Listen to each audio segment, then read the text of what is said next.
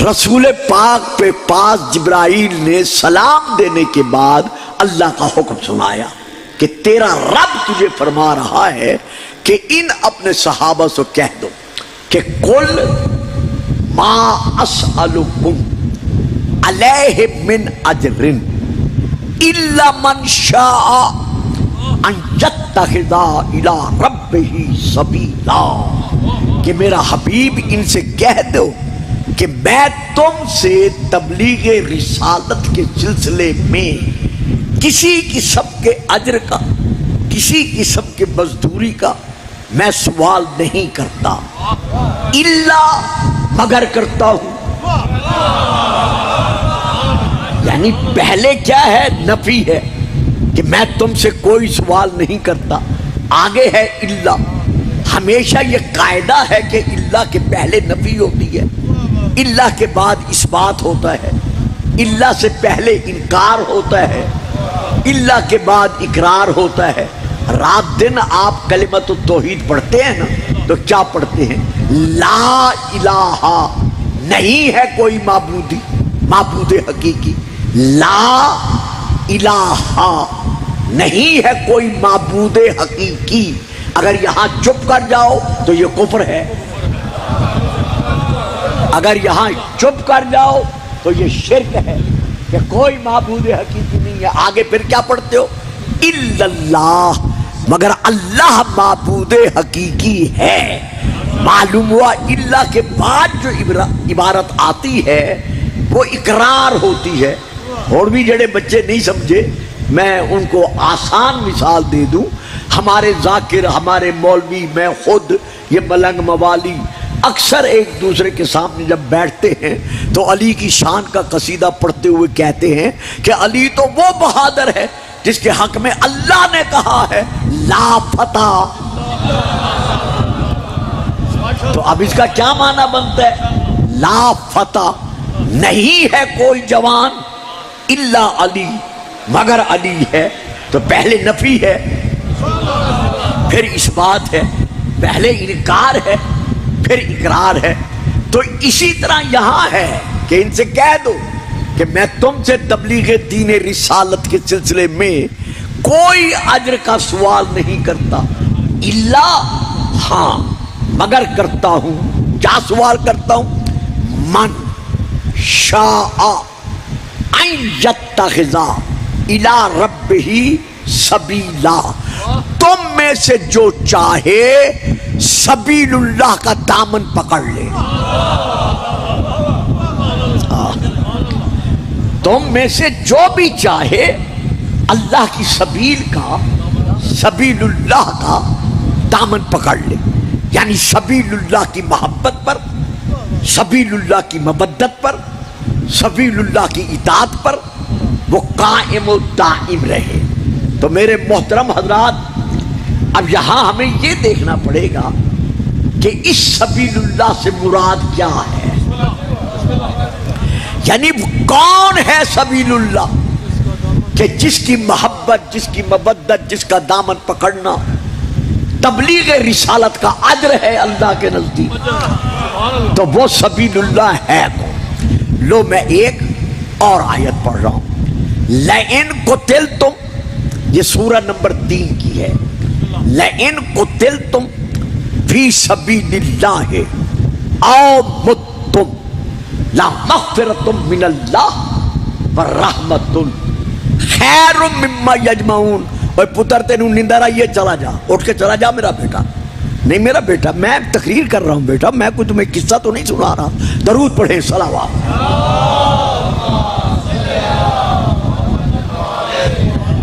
لئن قتلتم، اگر تم قتل کیے جاؤ، فی سبیل اللہ، سبیل اللہ کی محبت میں۔ اگر میں کوشش کروں گا، میں آپ سب کے لیے کوشش کروں گا کہ میری بات آپ کی سمجھ میں آ جائے، لیکن میں کیا کروں، میری مجبوری ہے کہ میرا ایک اپنا انداز ہے اور ماحول ہے۔ لئن قتلتم فی سبیل اللہ، اگر تم اللہ کی خوشنودی کی خاطر سبیل اللہ کی محبت میں قتل کر دیے جاؤ، او متم، یا تم بستر بیماری پر طبعی موت یعنی اپنی موت مر جاؤ، یعنی قتل ہو جاؤ تب بھی، اور طبعی موت مر جاؤ تب بھی، لمغفرۃ من اللہ، تو بستر موت پر مرتے وقت گھبرانا نہ، یہ نہ سوچنا کہ میرا فلاں کزن، میرا فلاں بھائی، میرا فلاں ماموزاد، میرا فلاں محلے دار شہید ہو گیا اور میں رتبہ شہادت سے محروم ہو گیا، نہ، اگر سبیل اللہ کی محبت دل میں ہے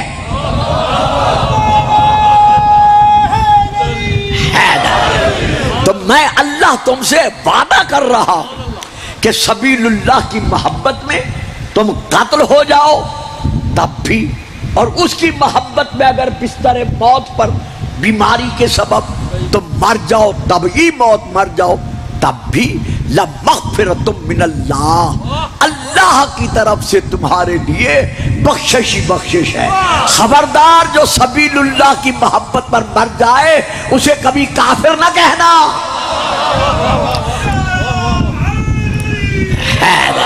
درود پڑھیے گا، صلوات۔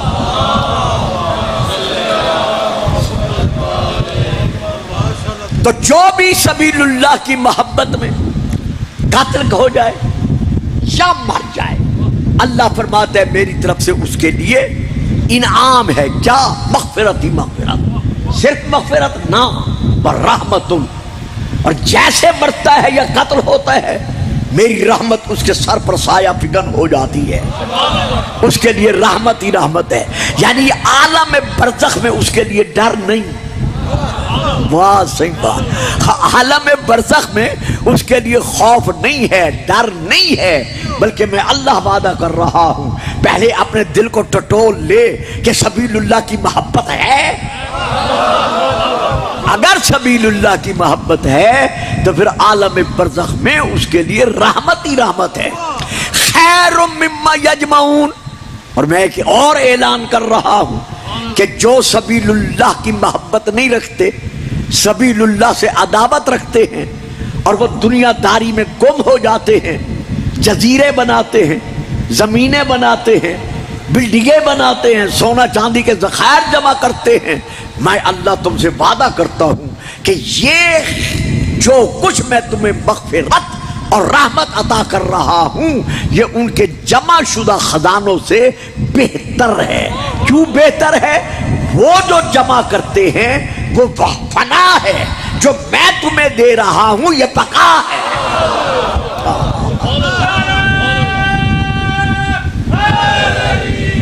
واہ صاحب واہ، جیتے رہو، سلامت رہو۔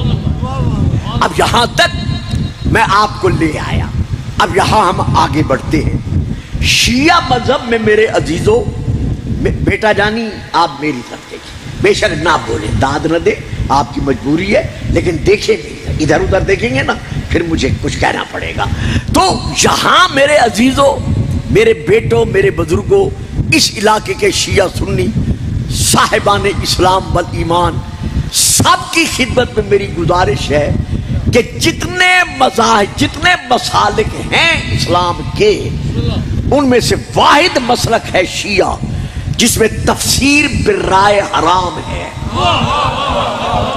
اور جنہ بچہ نو پتہ ہی نہیں ہو شاہ جی کی بولن گے میں کی پڑھ گیا، اور جنہ نو پتہ ہے وہ بہی پیچھے گئے نے وہ کی بولن، یعنی واحد شیعہ مسلک ہے جس میں تفسیر بالرائے حرام ہے، یعنی ہمارا کوئی مولوی، کوئی ذاکر، کوئی خطیب، حتیٰ کہ مجتہد یہ نہیں کہہ سکتا کہ میرے نزدیک اس آیت کی تفسیر یہ ہے۔ تو کون ہوتا ہے؟ قرآن تجھ پہ نازل ہوا ہے، جو تو یہ نعرہ لگائے کہ میرے نزدیک قرآن کی تفسیر یہ ہے، نا یسرناہ بلسانک، اے میرے حبیب ہم نے قرآن کو آسان کیا ہے صرف اور صرف تیری زبان کے لیے۔ اسی لیے ہم کہتے ہیں کہ جب بھی قرآن کی تفسیر لینی ہے یا رسول کی زبان سے لو یا رسول کی زبان چوسنے والوں سے لو۔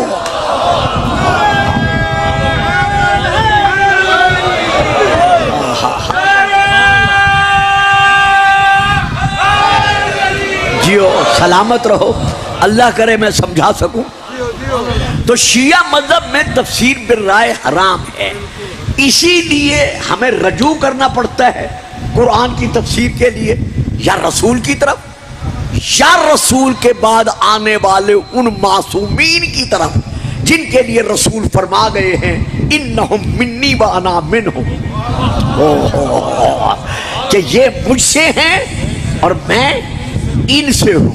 तो अब हम रजू करते हैं इस आयत की तफसीर के लिए मासूम की तरफ कि इस आयत में जो सबीलुल्लाह है, इस सबीलुल्लाह से मुराद क्या है।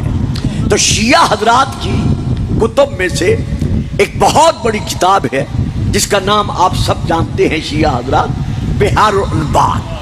इस किताब का नंबर है, किताब की जिल्द नंबर है 24 यानी 24 हदीस नंबर है इसकी 6। उसमें यह दर्ज है कि रसूल पाक के सहाबी हजरत जाबिर बिन अब्दुल्ला अंसारी ने, शाह जी ये जब नाबीना हो चुके, ये उस जमाने की बात है, हजरत जाबिर बिन अब्दुल्ला अंसारी नाबीना हो गए थे आखिरी उम्र में जाकर, यानी जब आप करबला में गए थे, वो कहते हैं ना पहला जायद जाबिर बिन अब्दुल्ला अंसारी है, उस वक्त आप नाबीना थे। तो ये हजरत इमाम मोहम्मद बाकिर अलैहिस्सलाम के जमाने तक जिंदा रहे और इनसे रसूल ने फरमाया था कि जाबिर मेरे बाद तेरी मेरे एक ऐसे बेटे से मुलाकात होगी जो मेरा हमनाम होगा, जो मेरा हम सूरत होगा, मेरा हम सीरत होगा।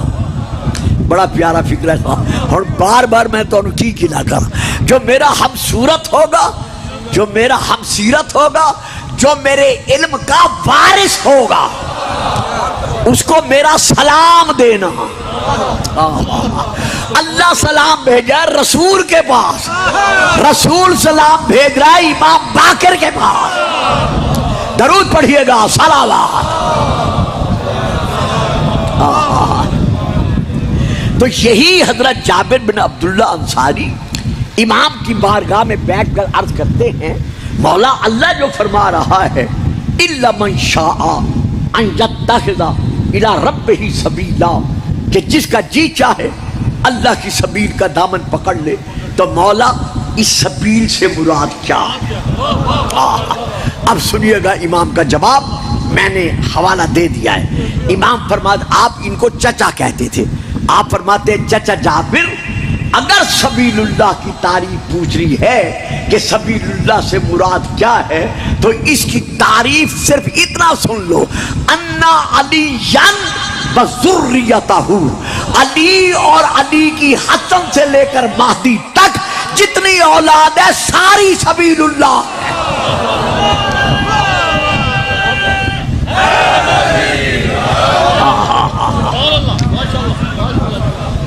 मन कतला फी विलायतिही। देखो साहब, जो समझ जाओ ना वो मुझे मायूस मत करे, बड़ा सफर करके आता हूं इस मजलिस के लिए। जहां बैठे मैं आपको आगे नहीं बुलाता, जिसके समझ आ जाए मेरी बात वो वहां से बोले जरूर।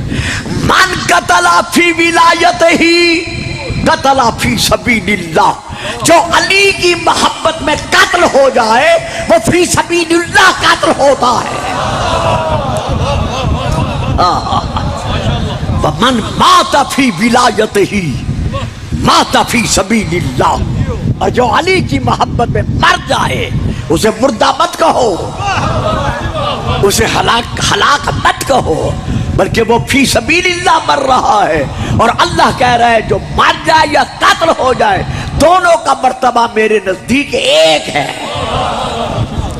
अब यहां पर मैं फिर आगे बढ़ता हूं। जब पता चल गया कि जो सबीलुल्लाह की मोहब्बत में मर जाए उसका दर्जा भी शहादत वाला है, तो शहीद किसे कहते हैं, शहीद कौन है। आइए फिर कुरान की तरफ, सूरह नंबर 2 की मैं आयत पढ़ रहा हूं जिसमें अल्लाह इरशाद फरमा रहा है, वला तकूलू लिमन युक्तलू फी सबीलिल्लाह अम्वात, खबरदार جو سبیل اللہ کی محبت میں قتل کر دیے جائیں انہیں مردہ نہ کہنا. بابا جی یہ اللہ کہہ رہا ہے, یہ کوئی مولوی نہیں کہہ رہا. جو سبیل اللہ کی محبت میں قتل ہو جائے اسے مردہ نہ کہنا. وَلَا تَقُولُوا لِمَنْ يُقْتَلُ فِي سَبِيلِ اللَّهِ أَمْوَاتٌ بَلْ أَحْيَاءٌ, بلکہ میں اللہ اعلان کر رہا ہوں کہ وہ زندہ ہے. وَلَٰكِن لَا تَشْعُرُونَ, لیکن تم اس کی زندگی کو سمجھ ہی نہیں سکتے. تو جب تم اس کی زندگی کو سمجھ ہی نہیں سکتے تو تمہیں کیا پتا کہ نیزے پہ قرآن پڑھنے والا زندہ تھا یا نہیں تھا.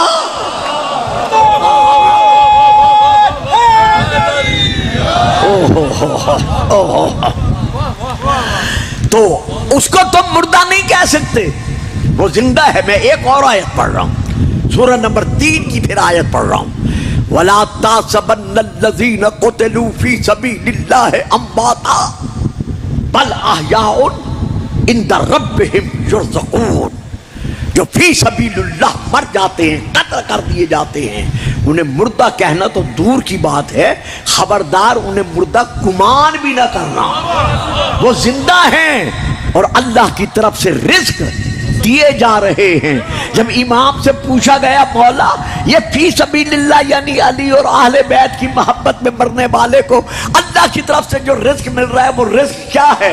امام فرماتے ہیں تم کیا سمجھو, جب وہ مرنے لگتا ہے تو محمد و آل محمد اسے لینے آ جاتے ہیں. تو شہید زندہ ہے.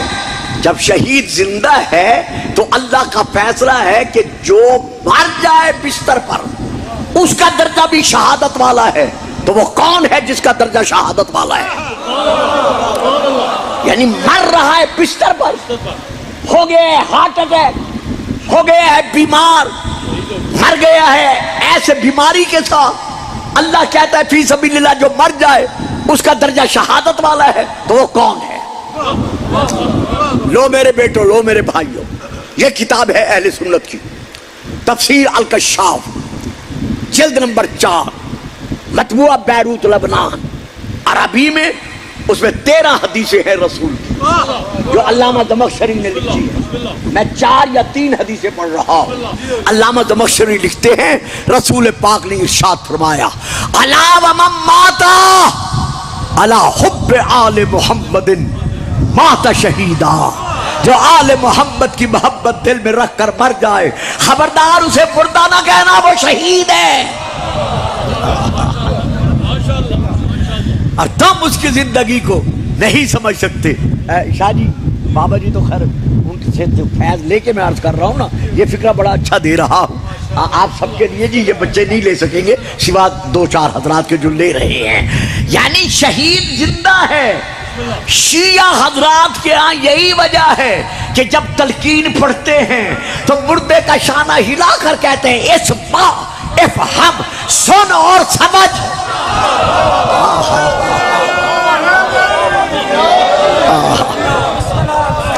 یہ نعرہ تو کم از کم مل کے لگا دو. بابا جی مہربانی کرنا, آئندہ جب بھی آؤں مجھے ماحول دیں. دیکھیں میرا ایک اپنا مزاج ہے, میں نے کچھ پڑھنا ہے, میں نے کوئی قصہ کہانی تو نہیں سنانی. ایک بار پھر نعرہ لگائیے, نعرہ حیدر. یعنی صرف واحد شیعہ مذہب ہے کہ جب ہم اپنے مرنے والے کے لیے تلقین پڑھتے ہیں تو اس کا دایاں شانہ زور سے ہلا کر کہتے ہیں اسمع, جس کا معنی ہے تو سن, اور افہم جس کا معنی ہے تو سمجھ. معلوم ہوا سن بھی رہا ہے سمجھ بھی رہا ہے. کیوں؟ ولایت آل محمد پہ مرا ہے, کل بھی زندہ تھا آج بھی.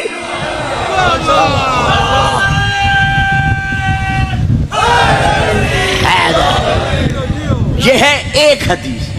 اب میں دوسری حدیث پڑھ رہا ہوں. دوسری حدیث وہاں یہ لکھی ہوئی ہے رسول پاک کی. آپ نے ارشاد فرمایا الا ومن مات علی حب آل محمد, جو آل محمد کی محبت دل میں رکھ کر مر جائے فتح لہو فی قبرہ بابان الی الجنہ. میں نے 1-2 مرتبہ زندگی ہے تو حاضر ہونا ہے, شاید بابا جی کے ہاں بھی میں قدم بوسی کے لیے حاضر ہو سکوں جو مجھے عقیل بھائی نے اور ان کے بڑے بھائی نے ابھی فرمایا ہے. تو میں یہاں ضامن ہوں، جس علامہ سے جی چاہے تصدیق کر لینا، اگر وہ کہیں گلفام صاحب غلط پڑھ گئے ہیں تو مجھ سے رجوع کرنا. دوسری حدیث ہے وَلَا وَمَن مَّاتَ عَلَىٰ حُبِّ آلِ مُحَمَّدٍ فُتِحَ لَهُ فِي قَبْرِهِ بَابَانِ إِلَى الْجَنَّةِ. جو آل محمد کی محبت دل میں رکھ کر مر جائے، یہ نہ کہنا میں اس کی نماز جنازہ نہیں پڑھتا، یہ نہ کہنا میں اس کی قبر پر کھڑے ہو کے دعا نہیں مانگتا، نہ، میں محمد اعلان کر رہا ہوں اس کی قبر میں 2 دروازے جنت کی طرف کھول دیے جاتے ہیں.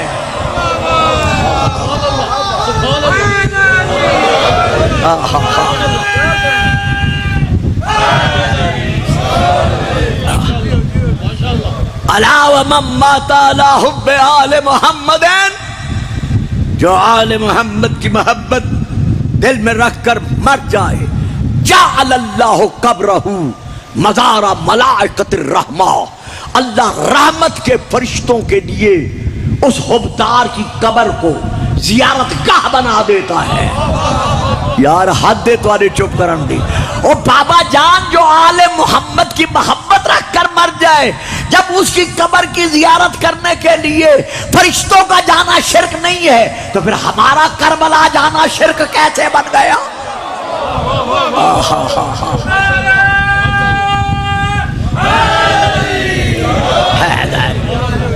درود پڑھیے گا، صلوات.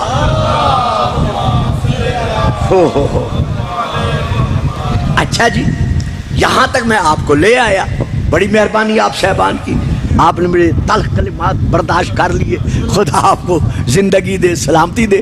اور بڑی پیاری بیٹا یہ بات ذرا سمجھنے کے قابل ہے.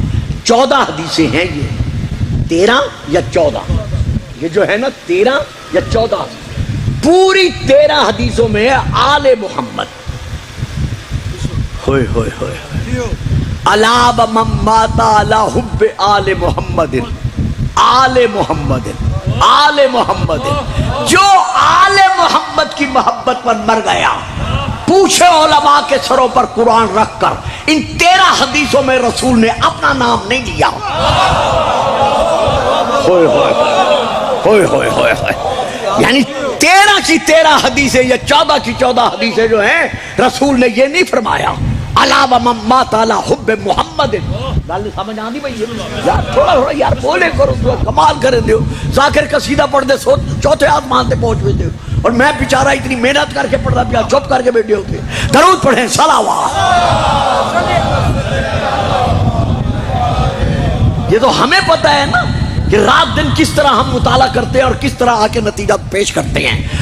پوری 13 حدیثوں میں رسول نے صرف یہی فرمایا ہے الا ومن مات علی حب آل محمد. یہ نہیں فرمایا کہ الا ومن مات علی حب محمد و آل محمد. رسول نے اپنا نام کیوں نہیں لیا؟ صرف اپنی آل کا نام کیوں لیا ہے؟ رسول نے اپنا نام اس لیے نہیں لیا کہ رسول کو مومن بھی مانتے تھے، منافق بھی مانتے تھے.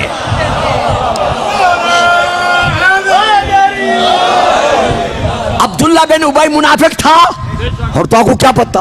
انہاں سارے کو پتہ ہے جڑے بیٹھے. عبداللہ بن ابی منافق تھا نا، احد کے میدان میں چھوڑ کے رسول کو آ گیا، لیکن کلمہ پڑھتا تھا. عقبہ کی گھاٹی میں جنہوں نے رسول کے قتل کا منصوبہ بنایا تھا، قتل کا منصوبہ بھی بنا رہے ہیں، کلمہ بھی پڑھ رہے ہیں.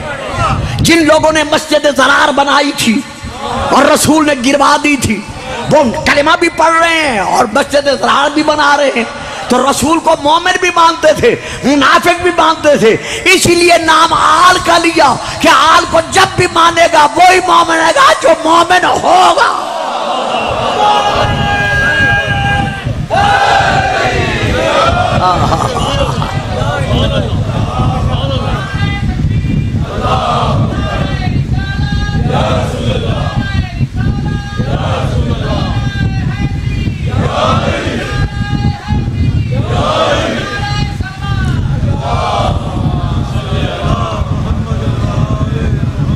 اب میں ایک اور آیت پڑھ رہا ہوں، سورہ نمبر 6 کی. وَأَنَّ هَذَا صِرَاطِي، لفظ سبیل جی ذہن میں رہے. بابا جی آج ساری گفتگو جتنی دیر بھی ہوگی لفظ سبیل پر ہو. وَأَنَّ هَذَا صِرَاطِي مُسْتَقِيمًا فَاتَّبِعُوهُ وَأَنَّ هَذَا صِرَاطِي مُسْتَقِيمًا فَاتَّبِعُوهُ وَلَا تَتَّبِعُوا السُّبُلَ. یہ سبل سبیل کی جمع ہے. وَلَا تَتَّبِعُوا السُّبُلَ فَتَفَرَّقَ بِكُمْ عَنْ سَبِيلِهِ ذَلِكُمْ وَصَّاكُمْ بِهِ لَعَلَّكُمْ تَتَّقُونَ. درود پڑھیے گا. صلوات.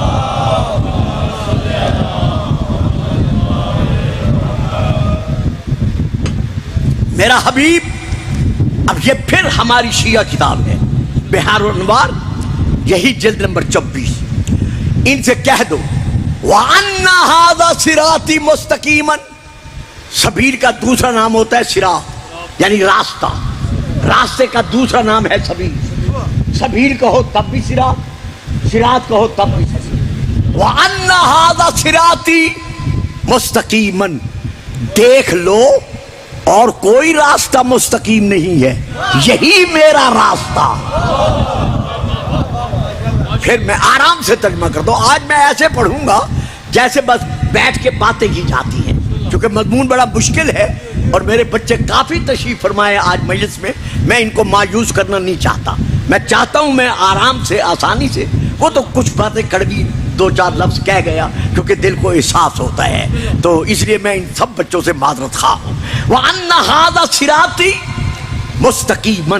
میرا حبیب اپنی امت سے کہہ دے کہ یہ میرا راستہ. ہاذا نہیں، میں ہاذا کا معنی کروں. ہاذا اس میں اشارہ ہے، یعنی یہ. ہاذا یہ معلوم ہوا جس کو رسول صراط مستقیم منوا رہا ہے وہ موجود تھا تو کہا ہاذا. ان ہاذا صراطی مستقیما. ان سے کہہ دے کہ یہ میرا راستہ صراط مستقیم ہے. فاتبعوہ. تم اس راستے کی اتباع کرو، یعنی پیروی کرو، اس کے پیچھے پیچھے چلو. ولا تتبعوا السبل. اور دوسرے راستوں پر مت چلو. اگر اسے چھوڑ کر دوسرے راستوں پر چلو گے فتفرق بکم عن سبیلہ، تو وہ تمہیں اللہ کی سبیل سے دور کر دیں گے. تو اب آیت کا ترجمہ کیا ہے؟ ان ھذا صراطی مستقیما. بہار الانوار میں کیا درج ہے؟ جب امام سے پوچھا گیا کہ مولا یہ ھذا صراطی مستقیما کیا ہے، تو آپ نے فرمایا رسول پاک نے اللہ کے حکم پر دکھا دیا. دکھا دیا. اور تو چپ کر گیا ہو نا. دکھا دیا کہ یہ ہے صراط مستقیم. کن کو دکھایا؟ 2 4 5 10 50 100 1000 10,000 آنکھوں نے نہیں دیکھا. 1,40,000 آنکھوں نے دیکھا، یا کم از کم 1,24,000 آنکھوں نے دیکھا. نہ میں غلط کہہ گیا، بلکہ 2,48,000 آنکھوں نے دیکھا.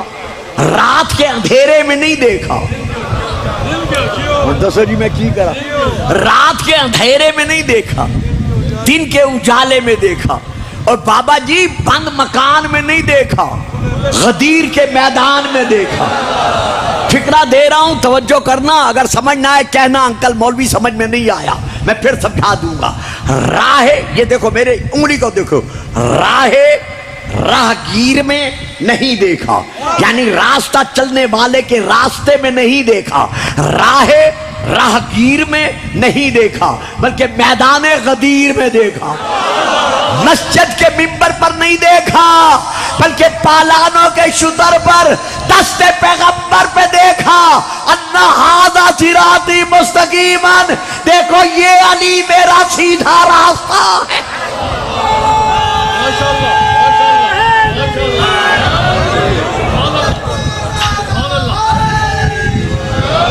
واہ جی واہ. جو علی کو پہلا امام یا چوتھا خلیفہ مانتے ہیں وہ نعرہ لگائے، جو نہیں مانتا بے شک نہ لا.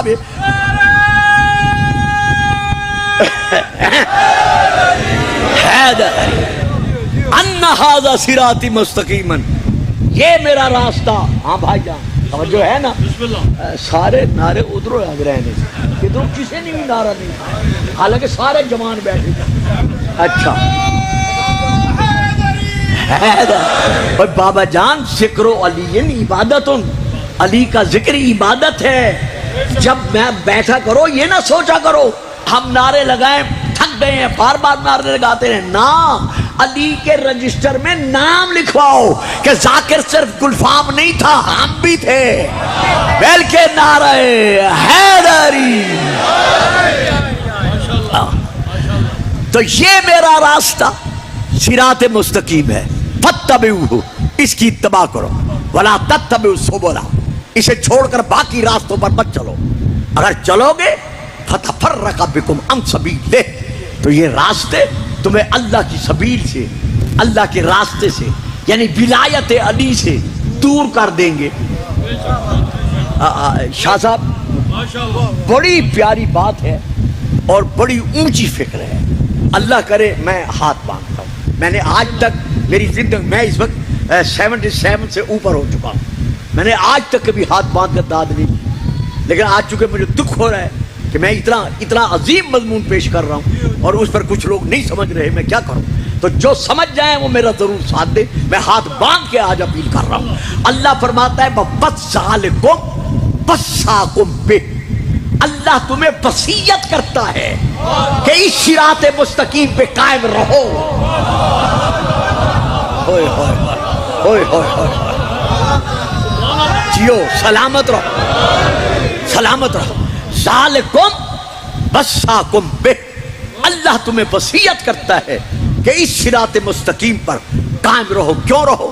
لعلکم تتقون، تاکہ تم متقی بن جاؤ.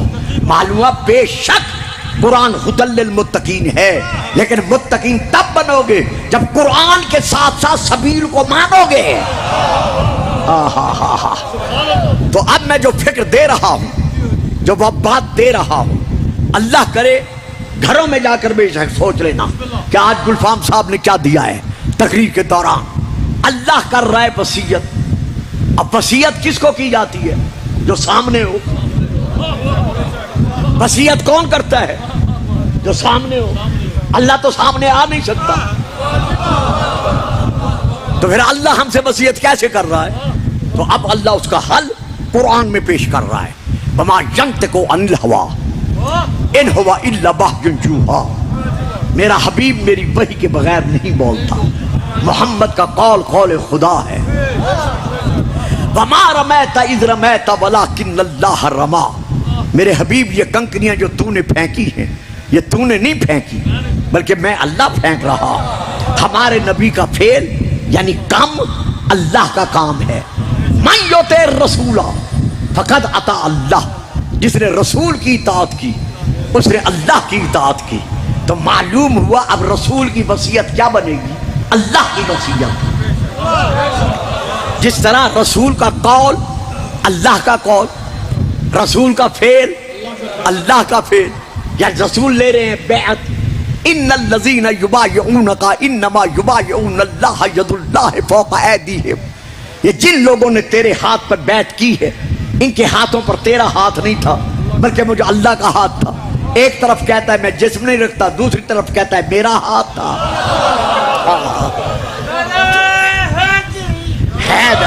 تو اب ہمارے رسول کا فعل اللہ کا فعل ہے، تو ہمارے رسول کی وصیت کیا بنے گی؟ اللہ کی وصیت بنے گی. آگے گل سمجھ آ گئی ہے؟ یعنی جو وصیت ہمارا رسول کر کے جائے گا وہ وصیت اللہ کی وصیت بنے گی. اب یہ کیسٹ میں تقریر آ رہی ہے، موبائل میں کچھ لوگ لے رہے ہیں، حوالہ لکھنا چاہے لکھ دیں، میں حوالہ دے رہا ہوں. اہل سنت کی بہت بڑی کتاب ہے کنز الامال، کنز الامال جلد نمبر 11 عربی میں، مطبوعہ بیروت لبنان. میں وہاں سے لے کر پڑھ رہا ہوں. جب رسول کا وقت وصال قریب آیا، یعنی ظاہراً جب رسول آنکھیں بند فرمانے لگے تو حضرت عمار یاسر رسول کے صحابی نے رسول پاک کے پاؤں کے تلووں پر اپنا منہ رکھا، منہ رکھ کر تلووں کا بوسہ لیا. بوسہ لے کر روتے ہوئے ہاتھ باندھ کر عرض کیا کہ یا رسول اللہ مجھے کوئی وصیت کریں جس پر میں بھی عمل کروں اور آپ کی امت بھی قیامت تک آپ کی اس وصیت پر عمل کرتی رہے۔ دوستو، بیٹو، بھائیو، اس علاقے کے عاشقان رسول، غلامان رسول، فدایان رسول، تمہیں رسول کی قسم ہے یہ سوچ کے نہ سننا کہ شیعہ خطیب پڑھ رہا ہے، بلکہ یہ سوچ کے سننا کہ میرے سامنے کتاب ہے اور میں خود پڑھ رہا ہوں۔ یہ میں کتاب کا حوالہ دے چکا ہوں۔ رسول پاک فرماتے عمار یاسر سن میری وصیت۔ مولا حکم فرمایا یا عمارو ان رأیت علیا قد سلک بادیا وسلک الناس بادیا غیرہ فاسلک مع علی بدع الناس فإنه لن يدلك على ردی ولن يخرجك من الهدى۔ اے عمار، اگر تو میرے وصال کے بعد دیکھے کہ اکیلا علی، تنہا علی، صرف علی، بس علی، فقط علی ایک راستے پر چل رہا ہے اور ساری اولاد آدم علی کو چھوڑ کر علیحدہ راستے پر چل رہی ہے، تو مجھ محمد کی وصیت ہے ساری دنیا کو چھوڑ دینا، علی کو نہ چھوڑنا۔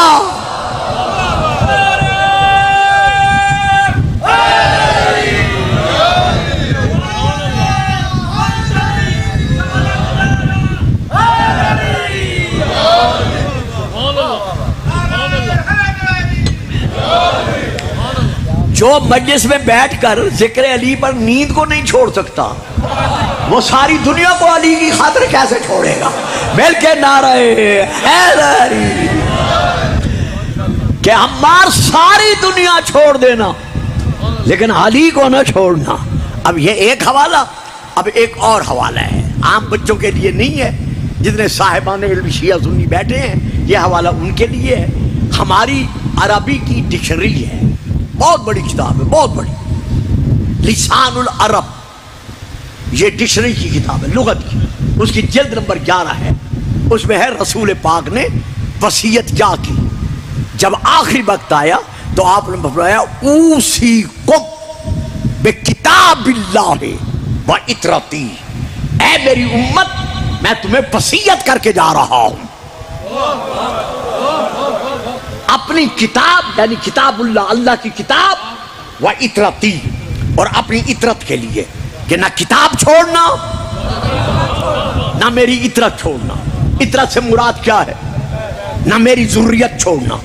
ذریت سے کیا مراد ہے؟ نہ میری اہل بیت چھوڑنا۔ اہل بیت سے کون مراد ہے؟ در والے نہیں، تمہاری چوپ تو بھی صدقے۔ اہل بیت سے کون مراد ہے؟ در والے نہیں ہیں بلکہ چادر والے ہیں، جن کو چادر میں بٹھا کے رسول فرما رہے ہیں اللہم ہؤلاء اہل بیتی و خاصتی و حامتی لحمہم لحمی و دمہم دمی یولمونی ما یولمہم و یحزنونی ما یحزنہم انا حرب لمن حاربہم و سلم لمن سالمہم و عدو لمن عاداہم و محب انا محبہم۔ اے یا اللہ، یہ کیوں میری اہل بیت ہیں؟ اس لیے کہ انہم منی و انا منہم، یہ مجھ سے ہیں میں ان سے ہوں، یہ میرا خون ہے، یہ میرا گوشت ہے، یہ میرا پوست ہے۔ آپ کی جیلم کی سرحد پر رہنے والا، گجرات اور جیلم کی سرحد پہ رہنے والا میرا ایک بھائی، بہت بڑا سکالر آف اسلام، وہ اپنے لیکچر میں فرما رہے تھے، میں نے خود سنا ہے کلپ، کہ اگر رسول نے کہا ہے حسین و منی یا فاطمہ تو بدا تو منی یا علی و منی، تو یہ کون سی بڑی بات ہے؟ ہم بھی تو کہہ دیتے ہیں یہ بھائی مجھ میں سے ہے، یہ میرا رشتہ دار مجھ میں سے ہے، یہ میرا دوست مجھ میں سے ہے، ایسے رسول نے کہہ دیا۔ مولانا کہنے سے پہلے سوچ لو، تم جسے کہتے ہو مجھ میں سے ہے، خواہشات نفسانی کے سائے میں کہتے ہو۔ اوئے ہوئے اور بتائیں مولانا، بتائیں میں اسے کیسے آسان کروں؟ تم جسے کہتے ہو یہ مجھ میں سے ہے، تکلفاً کہتے ہو، خواہشات نفسانی کے تحت کہتے ہو، محمد تکلفاً بات نہیں کرتا، وما انا من المتکلفین، میں تکلفاً باتیں کرنے والا نہیں ہوں، وما ینطق عن الہویٰ، اللہ کا حکم ہے میں بیان کر رہا ہوں کہ جس نے ان کو مانا اس نے مجھے مانا۔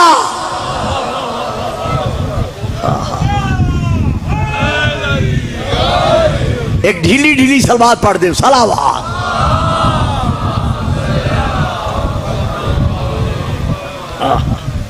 یہاں تک میں آپ کو لے آیا اور گھنٹہ بھی گزر گیا، 3:45 بجے میں بیٹھا تھا، 3:45 ہو گئے، گھنٹہ گزر گیا ہے۔ اب میں ایک اور آیت پڑھتا ہوں اور میں اسے سمیٹتا ہوں۔ ذاکر صاحب آج گئے ہوں تو بتا دینا، نہ گئے ہوں تو تب بھی فرما دینا۔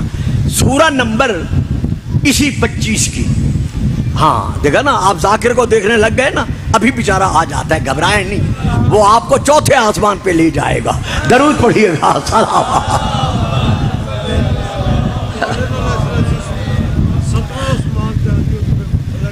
یہ سورہ نمبر 25 کی الفرقان کی پھر آیت ہے۔ اللہ اکبر۔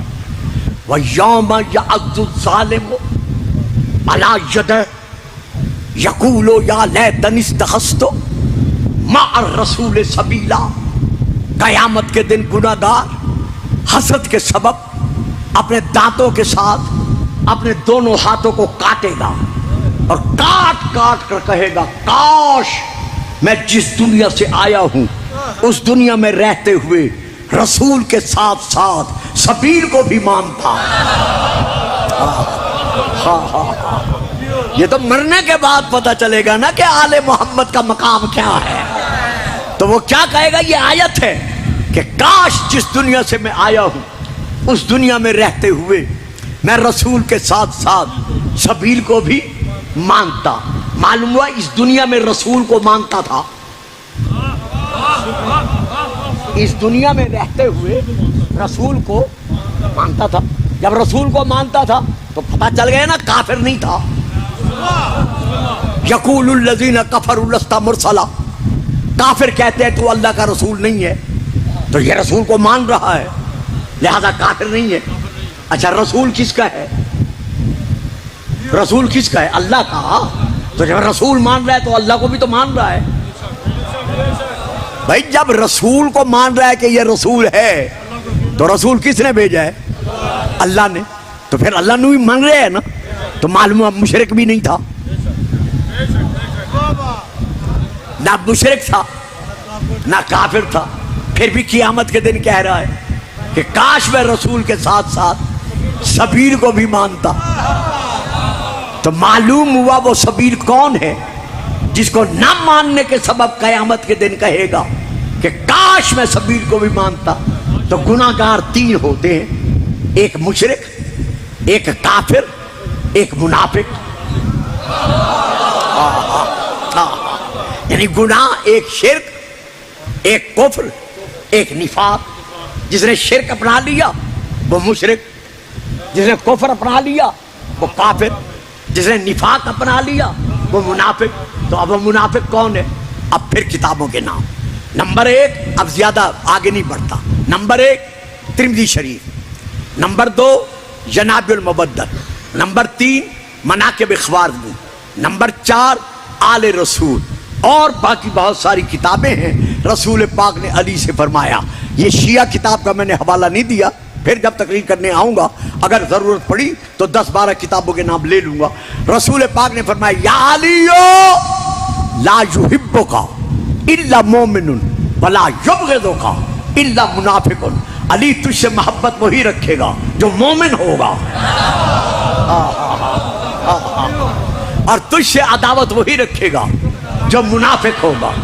اگر یہ کتابیں نہ مل سکے تو شیعہ گھروں میں نہج البلاغہ ہے، جس شیعہ سے آپ کا واسطہ تعلق ہو اسے کہنا ہمیں نہج البلاغہ اٹھا کے دکھا دے۔ نہج البلاغہ مکتوب نمبر 45 یعنی 45، اس میں حضرت علی خود فرما رہے ہیں لو ضربت حشوم المؤمن بسیفی ھذا الی ان یبغضنی ما ابغضنی، اگر میں علی اپنی تلوار مومن کی ناک پر رگڑ کر مار کر مومن سے کہوں کہ تم مجھ سے بغض رکھ، پھر بھی وہ مجھ سے بغض نہیں رکھے گا. ہائے ہائے کتنا ناز ہے علی کو اپنے ماننے والوں پر, اور کتنا فخر ہے مجھے ان ماننے والوں پر جو سمجھ کر بھی چپ کر جاتے ہیں, نعرہ نہیں لگاتے. بلکہ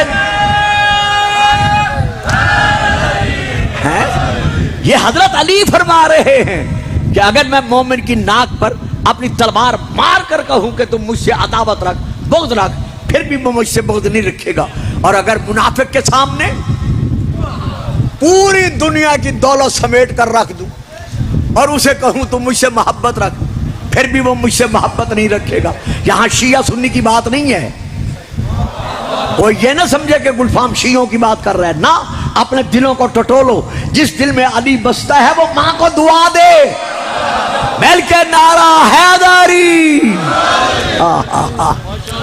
تو اب وہ مشرک بھی نہیں تھا, کافر بھی نہیں تھا. قیامت کے دن کہے گا کہ کاش میں رسول کے ساتھ ساتھ سبیل کو بھی مانتا. اب وہاں پتا چلے گا کہ سبیل کو ماننا کیوں واجب تھا. اس لیے کہ جب اپنے اپنے عمل پر ناز کرتے ہوئے جنت کی طرف جانے لگیں گے تو کتاب کا نام الصواعق المحرقہ علامہ ابن حجر مکی کی, ادھر یہ جنت کی طرف بڑھیں گے, ادھر آواز قدرت آئے گی, ملائکہ کیفو ہم, ان کو روک دو, کہاں جا رہے ہیں؟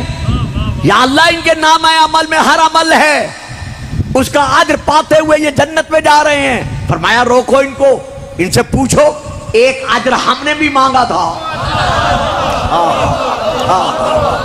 وہ میرے رسول نے نہیں مانگا تھا. قول میں نے کہا تھا مانگ, ایک اجر ہم نے بھی مانگا تھا. اگر دیا ہے تو اجر لیں, اور اگر نہیں دیا تو روک لو. تو رسول سے پوچھا گیا یا رسول اللہ روک کے پھر اللہ کیا پوچھے گا؟ فرمایا ان سے سوال کیا جائے گا. کیا؟ واقفوہم انہم مسئولون, ان سے سوال کیا جانا ہے. کس بات کا؟ ان ولایت علی ابن ابی طالب.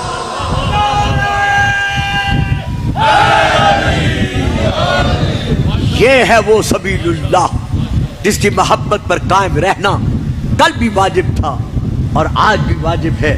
انشاءاللہ اگر دوسری تقریر کے لیے مجھے حاضر ہونا پڑا تو میں اسی موضوع کو لے کر پھر بتاؤں گا کہ یہ کون سا واجب ہے, کیونکہ واجب کفائی ہے, واجب عینی ہے, واجب تخیری ہے, واجب نفسی ہے. بچوں معاف رکھنا, آپ نہیں سمجھ سکتے. واجب نفسی ہے. تو یہ علی کی محبت اور اہل بیت کی محبت کون سا واجب ہے؟ جو بھی عقل مند ہے اور بالغ ہے یہ واجب عینی ہے, اس پر واجب ہے علی کی محبت میں قائم رہنا.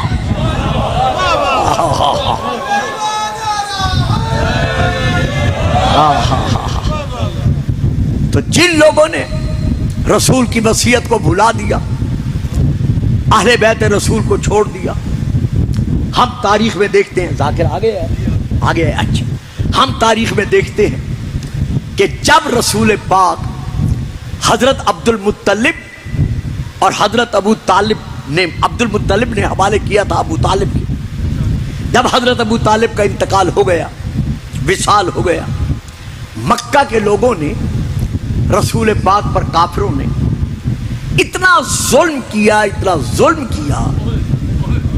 حضرت ابو طالب کے بعد یہ شیعہ سنی دونوں کتابوں میں ہے کہ رسول پاک کو زید غلام کے ساتھ مکہ چھوڑ کر طائف کے علاقے میں جانا پڑا. جو بچے ایف اے کر چکے ہیں یا بی اے کر چکے ہیں وہ تاریخ سے واقف ہیں کہ طائف کا ذکر تاریخ میں موجود ہے. آپ کو طائف کے علاقے میں جانا پڑا. مدارج النبوہ کے مطابق 1 مہینہ, باقی کتابوں کے مطابق 15 دن یا 16 دن یا 17 دن آپ طائف کے علاقے میں رہے.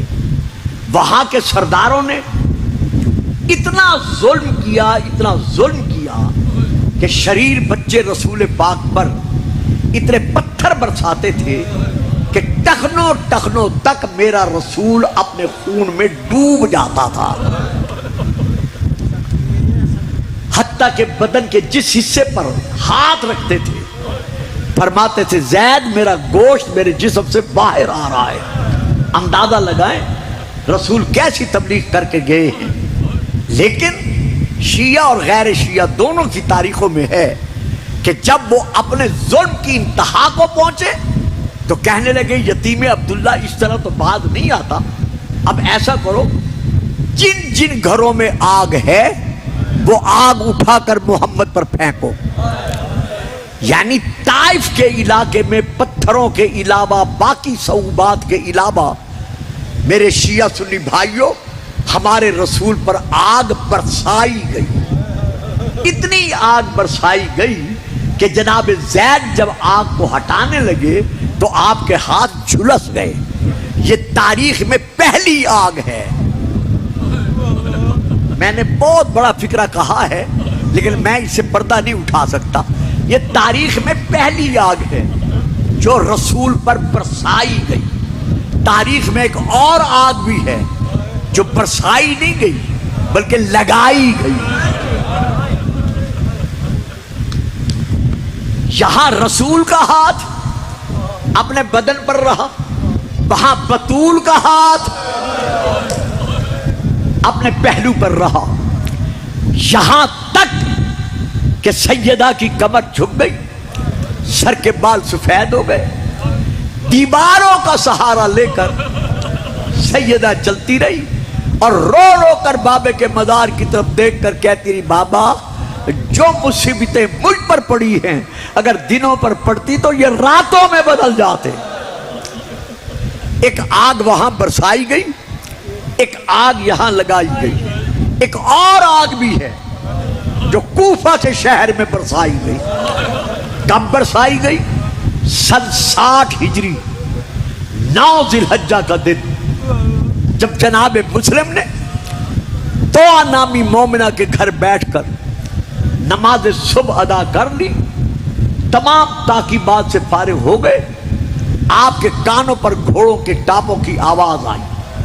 آپ نے جلدی سے ہتھیار سنبھال کر گھر سے باہر نکلنے لگے۔ توآ نے دامن پکڑا، روتے ہوئے ہاتھ باندھ کر کہتی ہے مولا کہاں کا ارادہ ہے؟ فرمایا ابن زیاد کے لشکری مجھے قید کرنے کے لیے آ رہے ہیں۔ کہا مولا یہ گھر ہے، گھر کے اندر رہیں، اندر رہ کر لڑنا آپ کے لیے آسان ہوگا، باہر گلی کوچے میں آپ نہیں لڑ سکیں گے، اکیلے کیسے مقابلہ کریں گے؟ بھئی اس علاقے کے سیدوں غیر سیدوں، شیعوں غیر شیعوں، جناب مسلم کا جواب سننا۔ آپ دیکھ کر کہتے ہیں توآ تو جانتی ہے میں ہاشمی گھرانے کا فرد ہوں، میری غیرت گوارا نہیں کرتی کہ میری زندگی میں غیر محرم بغیر پردہ کرائے تیرے گھر آ جائیں۔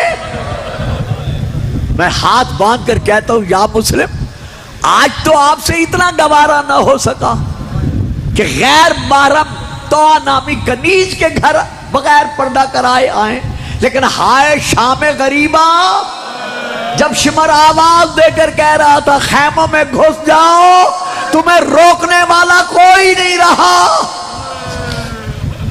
جناب مسلم نے تلوار سنبھالی، توآ کے گھر سے باہر نکلے، پہلے سپاہی 1500 پر آئے، پھر چلتے چلتے 2500 تک پہنچے۔ آپ کی تلوار کی کاٹ برابر جاری رہی، اتنی جاری رہی کہ لاشوں کے انبار لگ گئے۔ آخر اعلان کرنا پڑا ان کو کہ جن جن گھروں کے چولہوں میں جتنی آگ ہے وہ آگ اٹھا کر اپنے اپنے مکانوں کی چھتوں سے پردیسی مسلم پر پھینکو۔ جب یہ اعلان ہوا آئیے ذاکر صاحب آئیے تشریف لے آئیں، آ جائیں کوئی بات نہیں۔